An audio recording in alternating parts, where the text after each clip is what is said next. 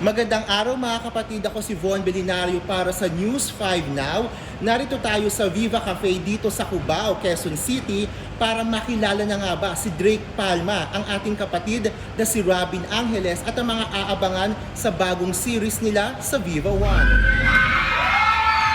Robin! Robin! Woo! Drake Palma!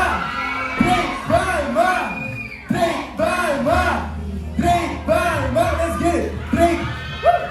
Grabe, stand for the photo up. Robin, dyan ka lang muna.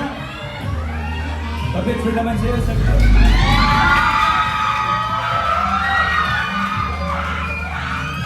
Grabe! Kinapog mo, Angela! Woo! Sobrang Latina. Alice Perez for it. Hey!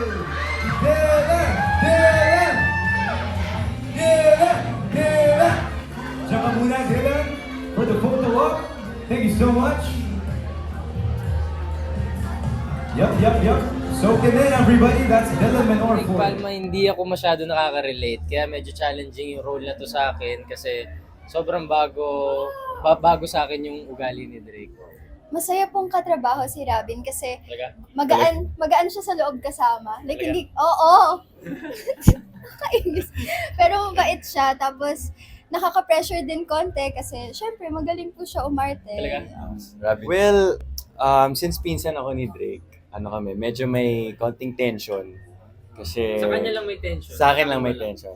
Kasi syempre, knowing na naging mag-boyfriend-girlfriend sila, eventually nagkagusto ako kay Alice.